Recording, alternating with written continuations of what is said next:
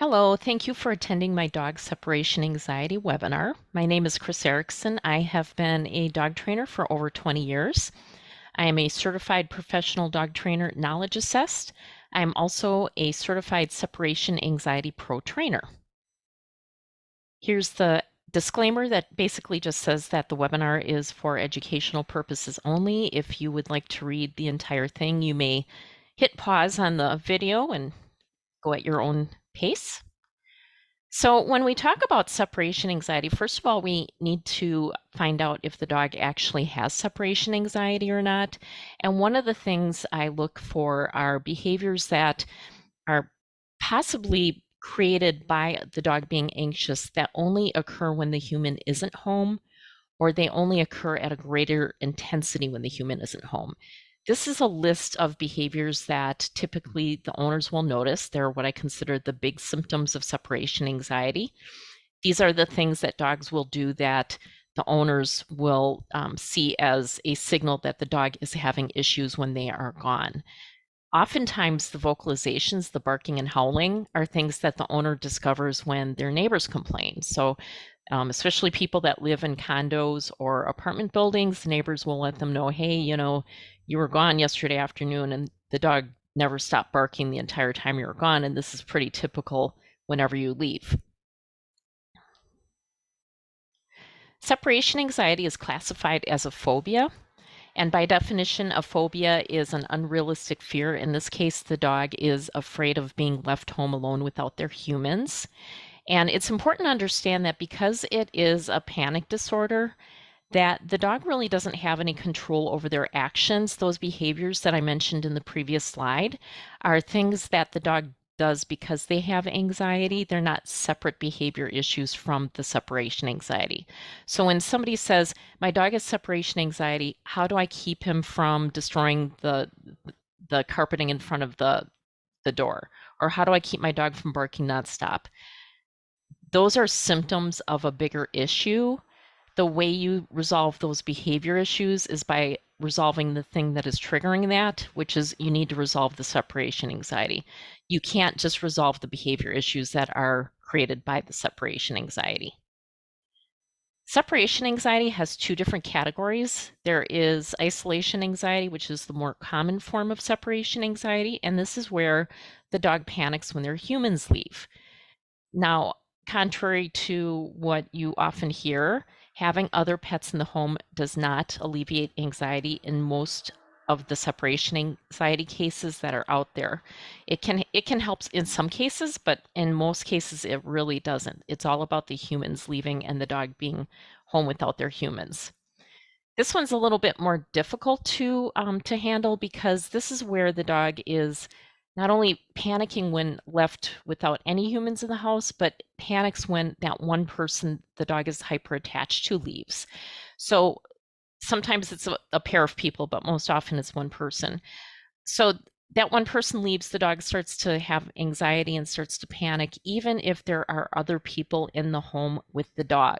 So this is a little bit more tricky than the separation anxiety training that I'll talk about a little bit later on, because with this, the first thing we need to do is something called spread the love, where the person the dog is hyper attached to backs off a little bit, and then other family members take over some of the more fun stuff to try and create a better bond with the dog. So having other family members walk the dog, feed the dog, play with the dog, give treats, can help the dog feel a little bit more bonded to other people and more comfortable when that one person leaves.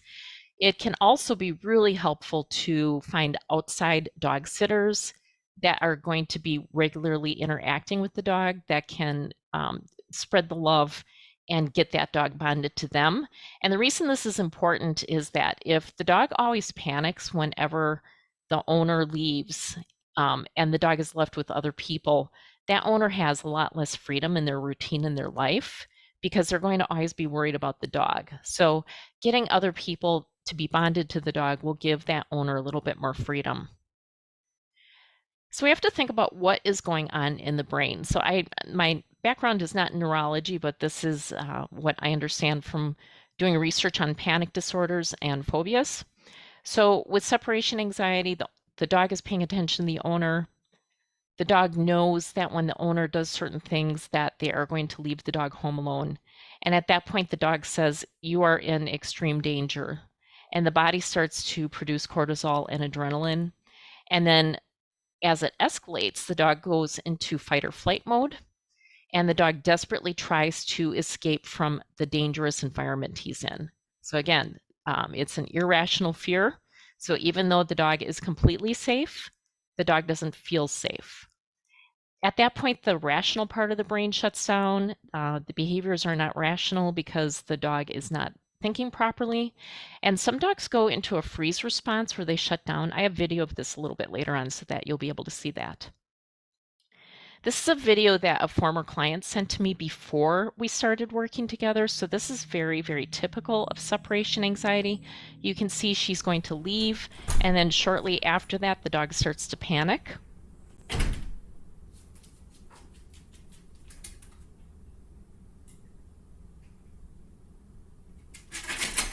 This is very typical with scratching at the door. Some dogs will chew on the molding. Some dogs might chew that rug in front of the door.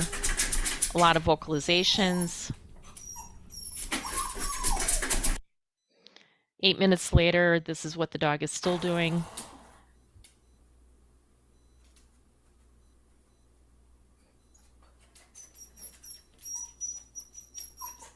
Pacing and whining. Panting. And here she's going to lie down. You'll think, oh, okay, she's settling in. It doesn't last long.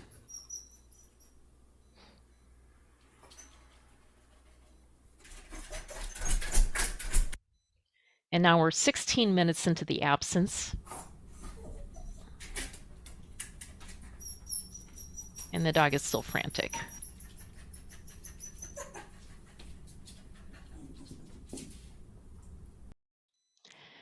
So unfortunately, there's a lot of really bad information on the internet about everything, but specifically, we're talking about separation anxiety. So there's a lot of bad information about separation anxiety in addition to other things. So those big behaviors I mentioned, we have to be careful to not just assume it automatically is separation anxiety, because just because a dog is doing something when the owner is gone, it doesn't necessarily automatically mean that it's separation anxiety. So if a dog is only having accidents when the owner isn't home, it could be that the dog isn't fully house trained. It's very possible that a young dog might be able to hold it when the owners are home, because the owners are there to watch the dog's signals, respond to the signals, let them out as needed. The dog is probably going out pretty frequently. And if the dog hasn't learned to hold it until somebody is home, they might assume that they only have to hold it if somebody's home, but if they're alone, that they can relieve themselves as needed. I see this quite a bit, young dogs that are given way too much freedom too early. So somebody might have a 9-10-month-old dog and say, well, you know, he hasn't chewed up anything inappropriate in the last month. I'm going to try leaving him home alone. And they leave the dog home for a couple hours and come back to their house destroyed. So that is probably just a situation where the dog didn't have the maturity and the training to be given that kind of freedom. We see this a lot with dogs that don't get their needs met. So if they aren't getting enough in exercise, if they're not getting proper enrichment, if they're not using their brain, the dog might be bored. And just like with kids, when dogs are bored, they find ways to keep themselves entertained, and they might be things that you don't really want to be have them entertained by. So this is a really good example of this. And I got this off of YouTube. So this is not a dog with separation anxiety. This is a dog who's just getting into trouble. And this is not something anybody wants to come home to see.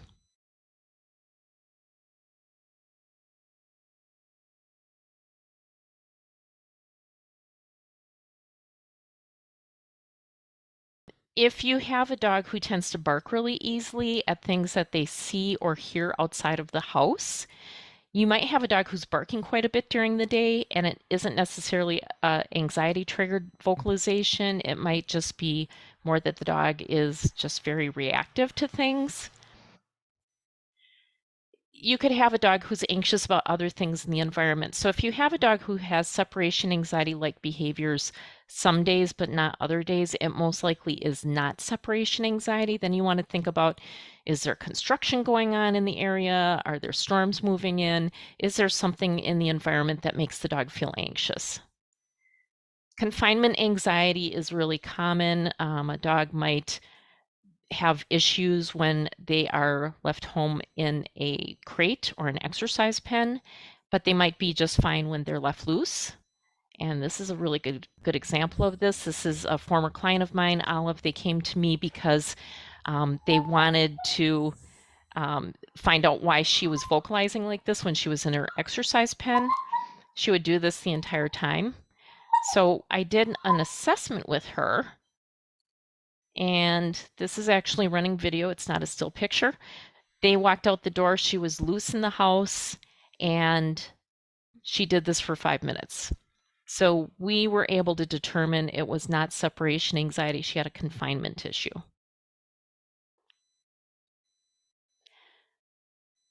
And then the other thing is if there's a sudden onset of separation anxiety that seemingly comes out of nowhere, then the first thing you want to do is go check with your veterinarian and make sure it's not some kind of a medical issue.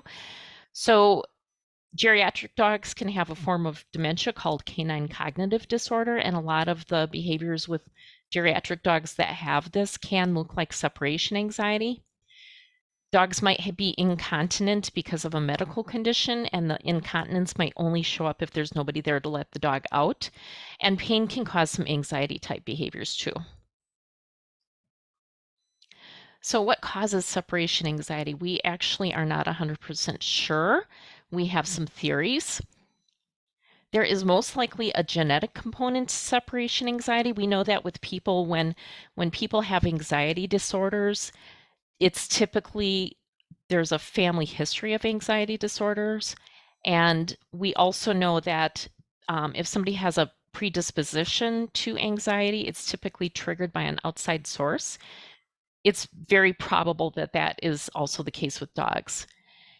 There's a lot of research shown on mammals with development and animals that are in utero when the mom animal is pregnant and the mom animal is experiencing stress. That is impacting the development of the brain of the fetuses. So her body is flooded with stress hormones. Those are being absorbed by the fetuses, and that is impacting brain development. Those are going to be puppies that are more likely to be anxious adults. A dog that has never been left alone, we saw this a lot with COVID, where people were working from home and never left the house and thought it was a great time to get a puppy. And then they were called back to work, and then the puppy hadn't ever learned any coping skills to be left by themselves. And so that sudden departure, that change from being home with somebody at all times to being left home alone for hours on end was just something that the puppy couldn't cope with. Traumatic experiences. I was home one day and they were doing some road work in front of my house where they were literally tearing up the asphalt, and it was incredibly loud. My whole house was shaking. One of my dogs was very anxious. Something like that could trigger separation anxiety, where the dog associates being in a dangerous situation when they're left home alone. And it may even be something that the owner isn't aware happened. This is a very common trigger for separation anxiety, where somebody that the dog was very, very close to, either a human or another animal, passes away or leaves, and then the dog doesn't have coping skills to be left home alone by themselves. A change in environment or routine. We'll see this a lot with dogs that have been rehomed, where that disruption to their life is triggering separation anxiety. It could even be somebody moves to a new house, and before letting the dog get acclimated to that new home, they leave the dog home alone, and the dog feels unsafe because it's not home to the dog yet. They don't understand that this is their new home. Or a change in routine. So somebody who maybe has a change in their work schedule, they're working more hours than normal, or they go from first shift to second shift, or something like that. Again, the internet has a lot of really bad information. There's a lot of things that you'll see if you especially go to Facebook groups for dog training and somebody posts about separation anxiety, there's all sorts of really bad advice that's being given. One is crate the dog. And I think what happens with this is that dogs that have separation anxiety are destructive because remember, they're in fight or flight mode. They're desperately trying to get out of their unsafe situation. So if you crate the dog, they can't be destructive. The problem is that we know that dogs that are crated that have separation anxiety often do worse when they're crated. The anxiety is heightened, and it may keep your stuff safe. It may prevent your dog from being able to jump out a window, but the dog is still panicking, and it doesn't resolve the separation anxiety, and it probably makes it worse. Get a second dog. I talked about this a little earlier. In some cases, getting a second dog might help, but in most cases, it will not help. I've had a couple of clients now that specifically got a second dog to resolve their dog's separation anxiety, and it did not make a difference. So the only reason somebody should get a second dog is if they actually want a second dog. And if it helps their first dog's separation anxiety, that's fantastic. Otherwise, you'll have two dogs, one of which has separation anxiety. This, on its face seems to make sense. If you get your dog out and exercise and they're tired and then you leave, what can they do if they're too tired to do anything, right? But remember, one of the stress hormones is adrenaline. And if you're tired and you get hit with adrenaline, you're not tired anymore. Playing music or turning on the TV can actually backfire. If every time you leave, you turn on the radio or you turn the TV on and then you walk out the door, your dog actually might become sensitized to the turning on of the devices that make the noise, and they might start to become anxious when that TV gets turned on. The same thing can happen with a food stuffed toy. The dog sees you go to the freezer, pull out a Kong that's been stuffed with food.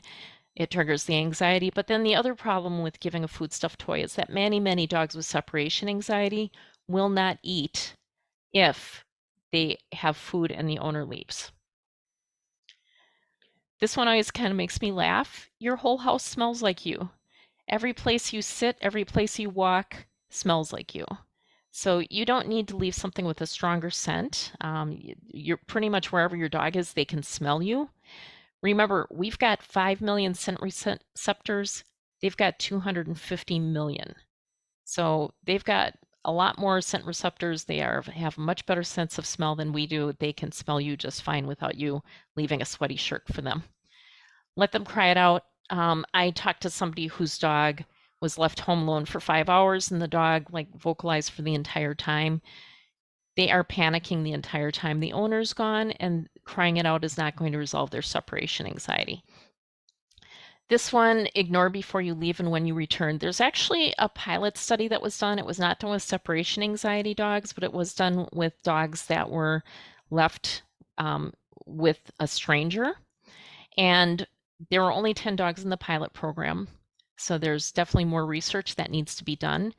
But what they did was for 1 minute, the dogs were petted, and then the owner left the dog with the stranger for 3 minutes. And then on another trial, the owner ignored the dog for a minute and then left the dog with the stranger for 3 minutes. And the dogs that were petted for a minute before the owner left actually showed fewer stress signals than the dogs that were ignored. So again, there's more research that needs to be done, but the pilot program seems to indicate that leaving and ignoring your dog might actually do more harm than good. Anecdotally, I've got 2 clients where ignoring the dogs made things worse. So I had one client that I was watching her do training exercises for separation anxiety. She was doing short departures, coming back into the house, and then waiting a bit and then leaving again. And as I'm watching, she's walking right past the door, not acknowledging the dog, and then leaving and then coming back through the door and walking past the dog and not saying anything or looking at the dog. And I could see the dog becoming more and more stressed with every repetition. And so at that point, I had her acknowledge the dog verbally and pet the dog a little bit before she left again. And that made a huge difference. And then I had another client that she was just doing, an acknowledgement and then going off and doing other things in the house before leaving. And That dog seemed really stressed, and we switched her to petting the dog before she left on the next repetitions.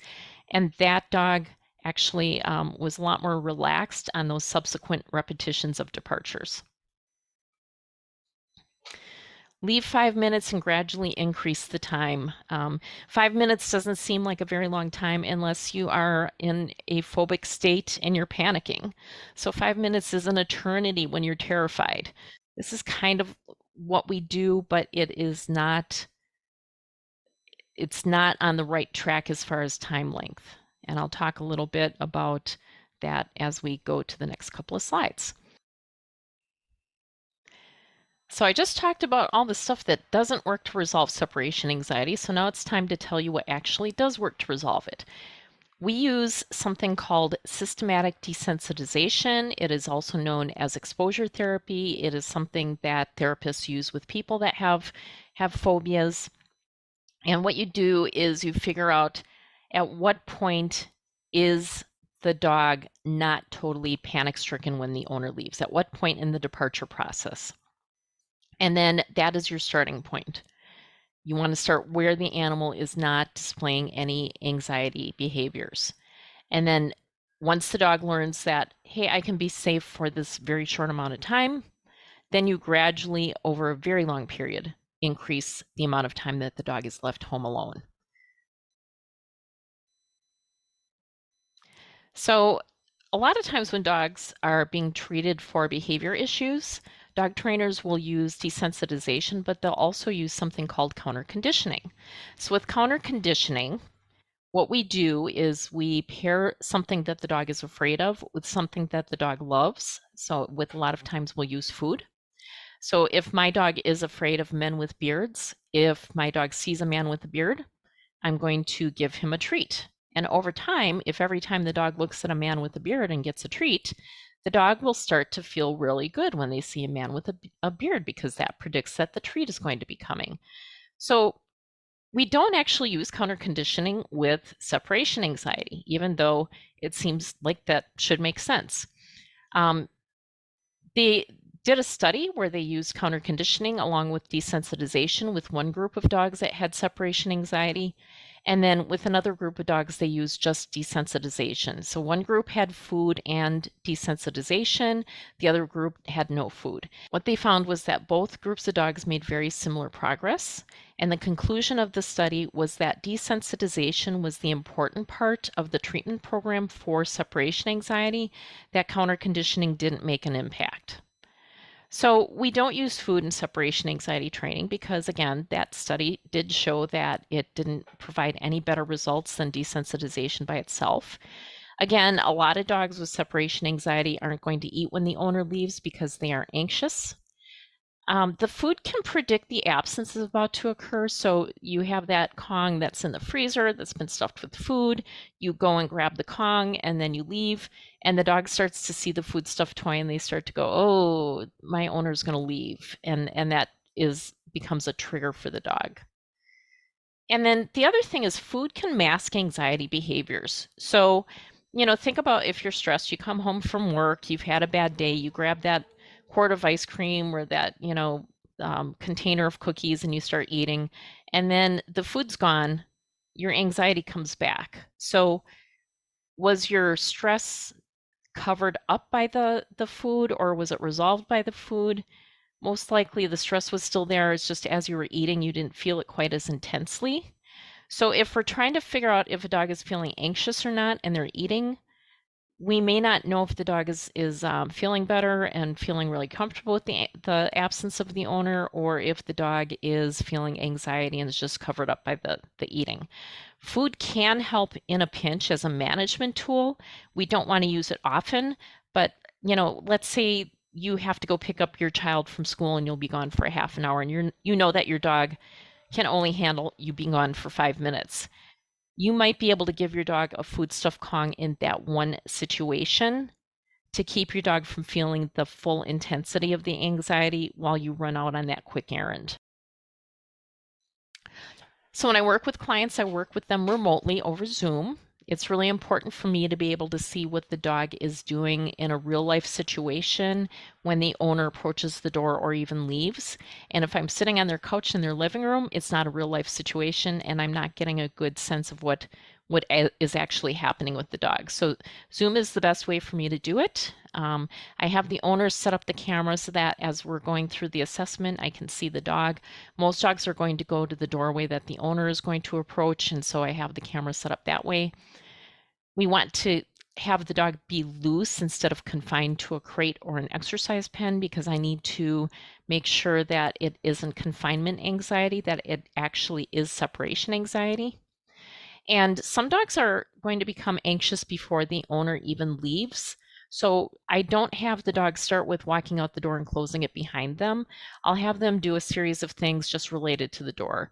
What does the dog do if you approach the door but don't open it? What does the dog do if you touch the door? What does the dog do if you open and close the door but don't go out?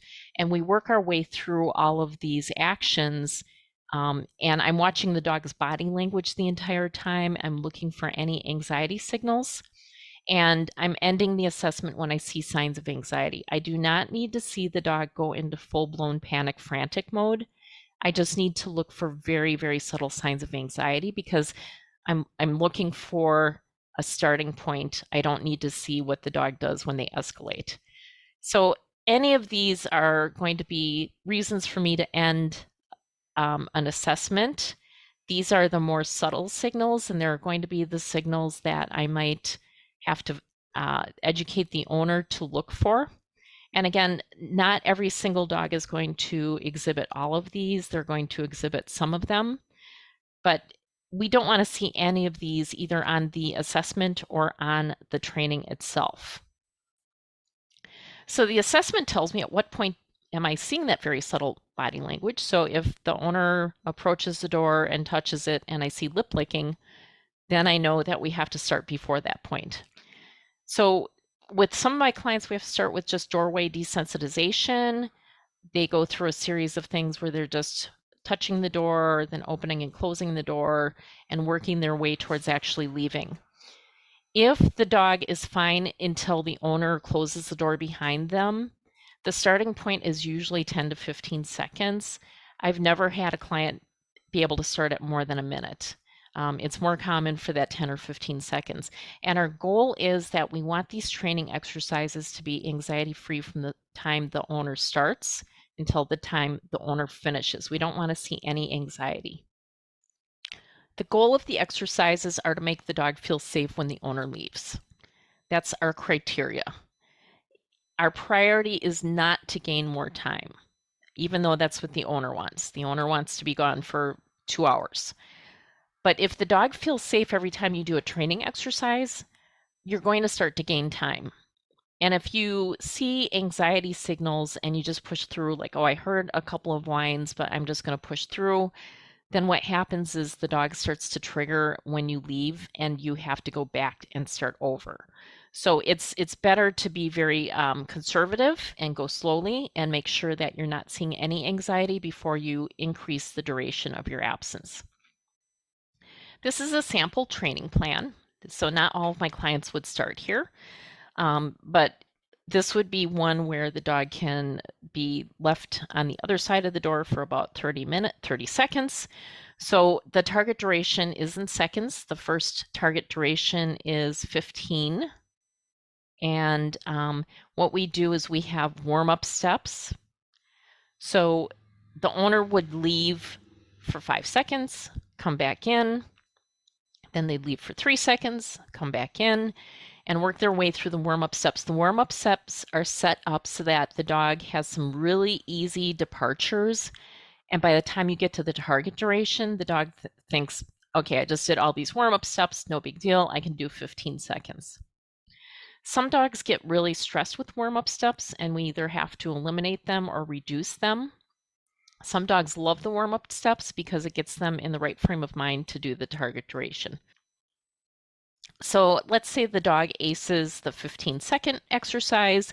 The next day we're going to increase it just a little bit. And then the day after that, we'd increase it a little bit. Now you'll notice that that's like a week's worth of training, and we started at 15 seconds. We only got to 42 seconds. That's only 27-second increase. So again, we want the increases to be so subtle that the dog doesn't even really notice that it's a longer duration than the day before. We want to make sure the dogs are successful. But the other thing I like to tell clients is that you started at 15 seconds. By the end of the week, you're at 42 seconds. You almost tripled the amount of time that your dog is able to cope with you being gone. So when the owner is doing departure exercises, I'm having them watch the dog the whole time on camera. That's the wonderful thing about today's technology is there's a lot of cameras out there that are very affordably priced, and they will sync directly with your cell phone so that you can take your cell phone and watch your dog in your absence. So what we are looking for is zero anxiety signals and loose body language. So it's really normal for dogs in the early stages of training to follow their owner to the door and stand there waiting for them to return. That does not concern me. That is a very normal part of the whole process. As we build up time, eventually the dogs typically will lay down and relax a little bit more. But as they're standing there, I don't want to see them stiff. I don't want to see lip licking or yawning. I don't want to hear whining or barking. I want to see really good coping mechanisms where they are fairly relaxed. If an owner is watching on camera and they see any anxiety exhibited by the dog during training, then I want them to return immediately and end the session. So if they are doing a 2-minute departure and the dog starts to do some lip licking and whining at 1 minute and 10 seconds, I'm going to have them end it and come back and then don't do any more training for the next day. I want notes as to at what point in the training the anxiety started.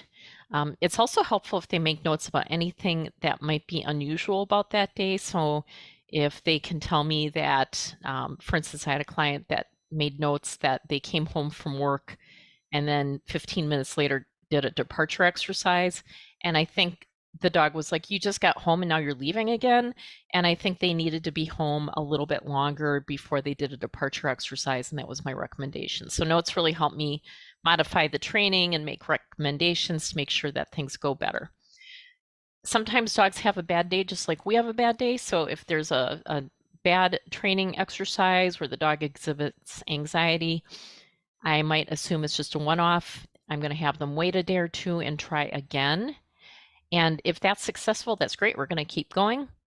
But if there's 2 training sessions in a row where the dog exhibits anxiety, we need to make sure that dog has successful training sessions.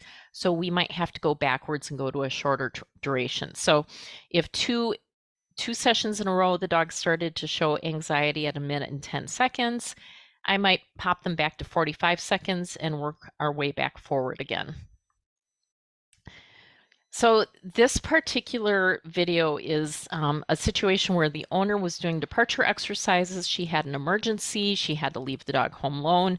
She did give the dog some trazodone. I don't believe it had kicked in yet before she left, but she sent me this video, and the reason I'm sharing it is because this dog gives off so many different anxiety signals. I think it's really helpful for people to see what it is I do not want to see in a training situation.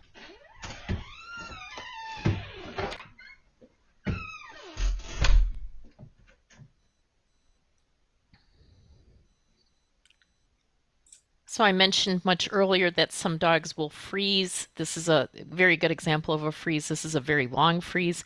A lot of times when I see a dog freeze, it's just for about 3 or 4 seconds. I had to look at the video closely when I first saw it because I thought the camera had maybe had a malfunction, but if you watch, the dog is actually breathing. It's very normal for dogs to sniff. That's what they do, but it's unusual for a dog to sniff this much in their own home unless the owner has tracked something in. And don't worry, she's coming back.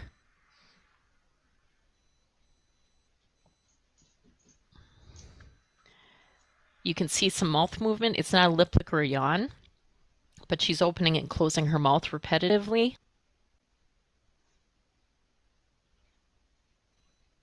If I left, I can guarantee my dogs would be sacked out on the couch. This dog is pacing. She cannot settle down.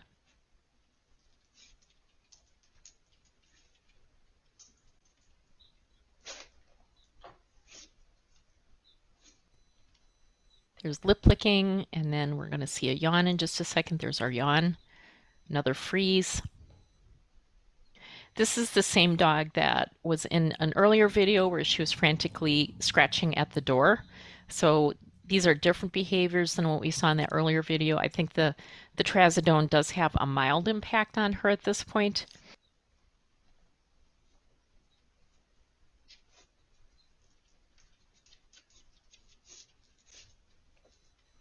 More lip licking. And another freeze.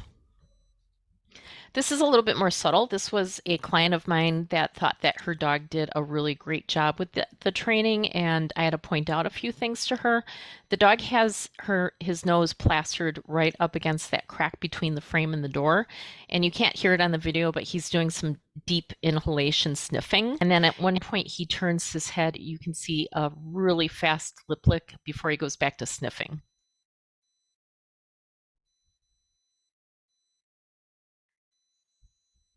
Here's lip lick, real fast, goes back to sniffing.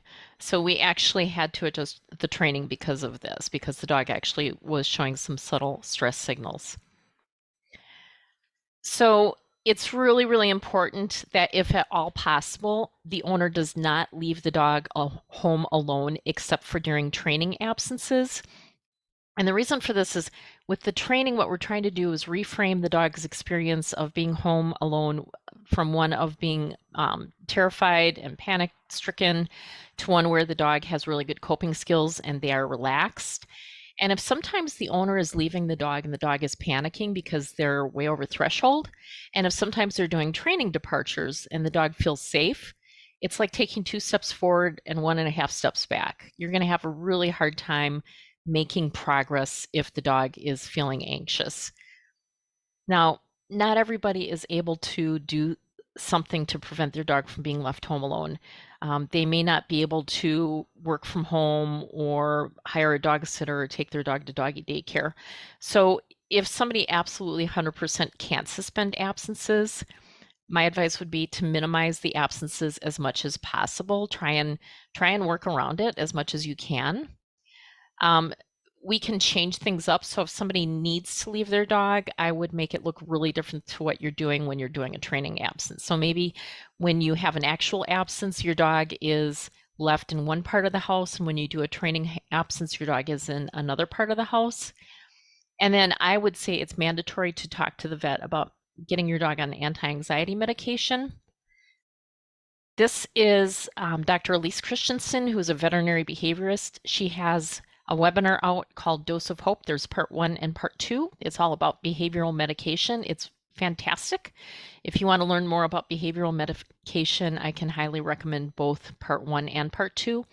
But in part 2, she says, when we can't avoid the triggers that our patients are experiencing, so with separation anxiety, that would be absences, they have a really hard time learning new ways to respond because they're always in an anxious state or always in fight or flight, or always over behaviorally and emotionally aroused. So this is her reasoning for why putting a dog on behavioral medication can be important, because it's hard for them to learn when they're in an anxious state. And there actually is research that shows that when animals are repeatedly exposed to anxiety on a regular basis, they are going to enter a state of chronic stress. Chronic stress causes more than just emotional problems. Chronic stress can cause physical issues such as cardiovascular problems, immune system issues, digestive disorders. It's also been proven to impact memory and learning, and it impacts the dog's ability to adapt to new situations.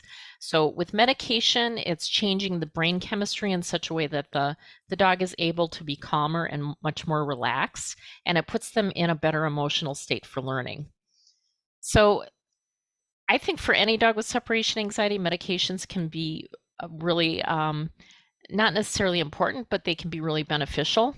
But if somebody is going to worry about whether they should medicate their dog or not, and a lot of people are concerned about that, they are worried that the medication might be dangerous or unhealthy, or it's just not necessary.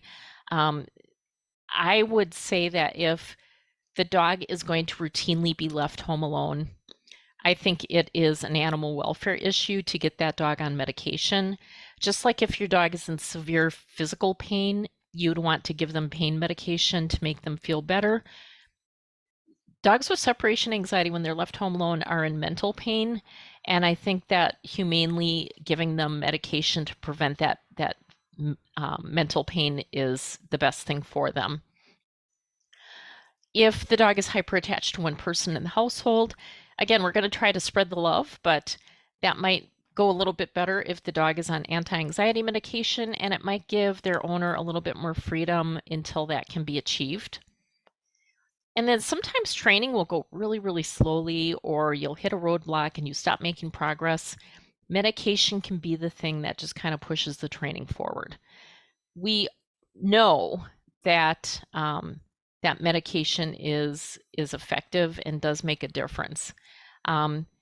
So again, Dr. Christensen says our goal in general is to use a medication to help our behavior modification to go more rapidly, to give the patient better resiliency so they can learn new ways to respond, and so they can practice those new ways to respond.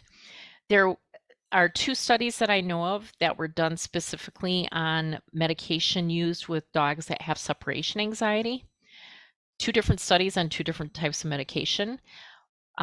Both studies had 2 groups, one group of dogs that were going through behavior modification with the medication, and one group of dogs that were given a placebo and just had behavior modification by themselves. And the dogs that were on the anti-anxiety medication actually made faster progress than the dogs that weren't on any medication at all. So I don't want to talk too much about specific medications because I'm not a veterinarian. I'm not qualified to do that. But there's 2 different categories of medications that would be given to a dog with separation anxiety. One is a daily slow-acting maintenance medication. So you would give the dog the medication every day. It would gradually build up in the system. Typically, it takes 5 to 8 weeks before it's fully effective. And then once it's in the system and you're continuing to give it daily, it keeps a stable status quo level, and that medication is on board 24/7 at that point. And then there's fast-acting medications that go into the system, and then they wear off over a period of time during the day. And a lot of times these medications are used as situational medications. So like that owner that had an emergency and had to leave her dog, she gave the dog trazodone. That trazodone wore off over a period of time during the day. So she was able to come back, and then the trazodone was no longer in the dog's system. Dogs are really good at watching us and knowing what we're going to do next. So they know when we are getting ready to go somewhere and take them with us. They also know when we are getting ready and going to leave them behind. So dogs with separation anxiety sometimes will see you doing certain actions, and their anxiety will be triggered by those actions based on their prior experience of knowing that indicates you're going to leave them home alone. These are what we call departure triggers. In the past, and some trainers still do it this way, what we would do is desensitize to these specific actions. So you'd pick up the keys, put them back down. You'd pick up your wallet, put it back down. You'd put on your jacket, take the jacket off, put it in the closet. You'd perform these actions without following it up with you leaving the house. And over time, the dog would learn that just because you're picking up your keys, it doesn't mean you're going to leave. Picking up the keys no longer has a negative association. I do it a little differently based on what I was trained.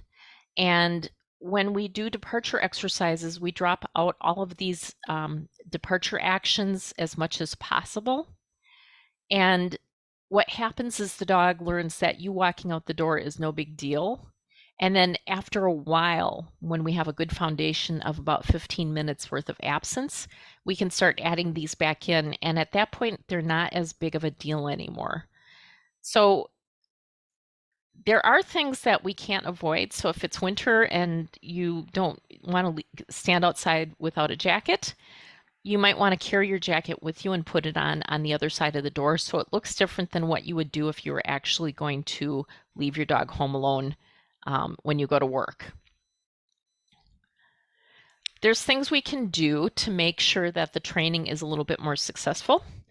If you have a dog who tends to bark out the window at things that they see or hear, setting up barriers so that the dog can't see out the window or setting up something to block the noise can be really helpful. And we do this for two reasons. First of all, the goal is for the dog to be relaxed and calm when the owner leaves. And if they are looking out the window and barking nonstop, that is the opposite of what we're looking for. But the other reason is that, remember I said, if the owner notices any anxiety signals, that they need to come back immediately and end the exercise. And if the dog is barking off camera, the owner may not know if the barking is due to the dog seeing something out the window or if the dog is barking because they're anxious. And it's going to disrupt the training because the owner is going to come back before they possibly needed to, and it's going to hold them back. Having a predictable leaving routine, dogs like predictability.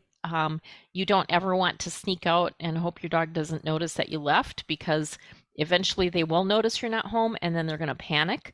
So I have my clients verbally let the dog know, hey, I'm leaving, but I won't be gone any longer than what you can cope with. We want to avoid training after a stressful event. So if you just took the dog to the veterinarian and they had a very bad visit, you don't want to come home and then do some training right after that. That might be a day that you take off and don't do any training. This is really important, making sure that you are willing to go slowly and build a foundation. If you are in a rush, you are going to sabotage your training and it's going to take a lot longer to build up your duration. Now, dogs are not good at generalizing training, so there's variables we have to think about when we are doing the training. Who is doing the departure exercises makes a difference. So if there's multiple people in the home, if one person does a departure exercise, they might have a different time that the dog can be comfortable with their absence than another person. The door can make a difference. I have a client currently that I'm working with. The one door, we just hit a roadblock. We could not make any progress with it. And we ended up switching to the other door, which wasn't used as frequently. And the dog is doing much, much better with that second door. So if the door has a negative association with the owner leaving and the dog is left home alone, if there's another door as an option, that might be a good one to start with. And eventually we would add the second door in, but we would start with the door that's going to be most successful. Time of day can make a difference. These are things we want to track. Does the dog do better at one time of day or over another? What's going on with the weather can make a difference to some dogs, and whether the dog was exercised that day and at what time they were exercised that day can also make a difference. Now, at some point, the owner is going to want to do use the separation anxiety training, all the departure exercises they've been doing. They want to actually use it in real life. They want to be able to go meet a friend for lunch. They want to be able to run errands. They might even want to be able to go to work. So we need to think about how can we make this useful in real life. So all those pre-departure activities that were triggers that I talked about, we're going to start adding those back in. So picking up the keys, grabbing the wallet, we're going to add them in one at a time. See how the dog handles that. If that goes well, we're going to add a second pre-departure activity and build our way up towards realistic real-life departures. If somebody has an attached garage, I have to think about the garage. The whole departure routine with garage could also be a departure trigger. So initially, for the first 15 minutes, the owners might walk out and stand in the garage without opening the garage door or doing anything with the car. And then we get to 15 minutes and I'm going to break that whole departure routine with the garage into smaller steps and add those smaller steps in. And then gradually over time, we'd have the whole sequence. And then if somebody lives in an apartment, we have to think about the elevator or the stairwell door, what can the dog hear from the apartment, and how do we add those back in so that the dog isn't triggered by anxiety? So I mentioned earlier that the only thing known to resolve separation anxiety is desensitization, but there are things that you can do to put your dog in a better emotional state so that the training is more effective. Making sure that the dog's needs are met is really critical. Making sure that the dog gets enough exercise, that they are given enough enrichment and mental enrichment as well as natural enrichment. There's research on scent work in particular that shows that it is extremely beneficial for dogs that are suffering from separation anxiety. If I have a dog who's more of a Velcro dog, I'm going to do some training exercises that teaches the dog to be a little bit more independent. So relaxation training, settle on a mat at a distance from the owner. And then I'm also going to have the owner notice the dog being independent and reinforcing that with a lot of verbal reinforcement, like, I'm so proud of you. You went and laid down on your bed and you chewed on a bone and you didn't have to be touching me.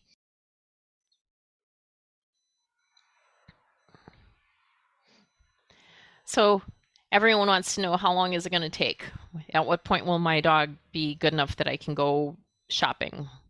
And this is the standard dog trainer answer. It depends. There's so much it depends on the owner's goals. So if you have an owner who just wants to be gone for 2 or 3 hours, that's a very different thing than the owner that wants to be gone for 8 hours. The training schedule. So obviously the person who trains 5 days a week is going to make better progress than the person that trains 1 or 2 days a week.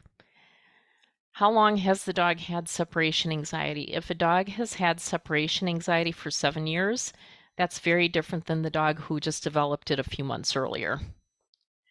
The anxiety experience history is how often has the dog routinely been left home alone to experience anxiety. So if a dog has, if we have 2 dogs, they've both had separation anxiety for 2 years. One dog is very rarely left home alone. The owners make it work so that the dog always has somebody with them. And then the other dog that has had it for 2 years is left 3 or 4 days a week while the owners go to work. The dog that experiences anxiety frequently will be more difficult to resolve than the dog that very rarely experiences the anxiety. I've brought this up a couple of times. You don't want to rush things. So if the owner understands that it's going to go slow and they're willing to work at the dog's pace, they're going to be more successful than the owner that pushes through. And then if the dog's on medication or not. Owner expectations are really, really important part of the whole training process. If the expectations are realistic, they're going to make better progress than the owner who doesn't have realistic expectations. So separation anxiety is not something we can resolve in a couple of weeks. It's really a month-long process. Here is a graph of a former client of mine. It took them 7 months to get from 10 seconds to 5 hours. Initially, the increases are going to be so tiny. We're building a foundation, so you can see that he started at 10 seconds at the end of October, and then here we are in the middle of February, and he's at 23 minutes. So it doesn't look real impressive. They haven't even gotten to the point where they can run an errand yet from the end of October to the middle of February. You can see it goes up quite a bit at the end here, though. And then realizing too that it's really normal to have bumps in the road where you might have to go backwards in order to go forwards. So there were a couple of little ones like up in here, but this is the big one. So they got to 23 minutes and then their whole schedule changed where the dog was home with one of the owners 4 days a week and then at doggy daycare 1 day a week. And then what happened is one of the owners had to go back to work. So 3 days a week, the dog was dropped off at a dog sitter's. So it wasn't a traumatic change in routine, but it was a change in the routine that disrupted his mental state enough that he started to struggle with the training exercises. So we went from 23 minutes and I dropped them down to 4 minutes because I needed to make sure that he could be successful. And then they had to build their way back up again. So if your dog doesn't already have separation anxiety, what can you do to prevent it? First of all, if you just got the dog or if you are moving, take time to condition your dog to be comfortable in the space where you're going to leave them. Take time to condition the crate, play crate games, make sure your dog can relax in the crate, that they aren't panicking. If you're going to leave the dog in a room that they don't normally stay in, make sure that you are spending time in that room with your dog. So grab a book, lay down on the floor, read with the dog in the room while the dog is chewing on a bone or chewing on a foodstuff toy. Spend a lot of time in there with the dog so it's not a foreign environment, and then you take off and leave. If again, if you're moving or if you just got a new dog, practice really short absences. So if you get that puppy, you know, walk out of the room, come back in, play a little game of peekaboo, or walk out the front door and come right back in. And you can build your duration a lot faster than you can if your dog actually does have separation anxiety. But building duration and making sure that your dog is not panicking while you do it can be a really great way to help your dog feel comfortable with you leaving. Even though we don't give foodstuff Kongs for dogs when we're doing separation anxiety training, it's a great thing to do when you are leaving a dog that doesn't feel anxious when you leave, because then they're like, I can't wait until you leave so I get that foodstuff Kong. And it makes them really comfortable and relaxed to have something to chew on. Have a predictable leaving routine. So again, you don't want to sneak out, trying to do things in the same way. With my dogs, they know that if I'm going out the front door, I'm leaving without them. And if I have to do something in the backyard without them, I will tell them wait before I open the back door so they don't think that we're all going out together. And then making sure that your dog's needs are met. That's really, really important for behavioral wellness, making sure they're getting enough exercise for their age and breed and temperament, making sure they're getting enrichment and also mental stimulation. And then making sure that your dog is independent. You don't want them to be codependent on you for their entertainment and relaxation. You want a dog that is mentally healthy and can go off on their own and chew on a toy without touching you, and can play on their own without you needing to be involved. We love to have our dogs touch us. We love to play with our dogs, but they also need to be able to do those things independently. So thank you for watching the entire webinar. I would like to reward you with a 10% discount that is good for any of my services. My website is chriserickson.com, and at checkout you can use the code TRAINING to get that 10% off. And then here are references for some of the things that I mentioned in my talk. So if you're interested, that is what you can look up. I will also place it somewhere on my webpage so that you can copy and paste if you'd like.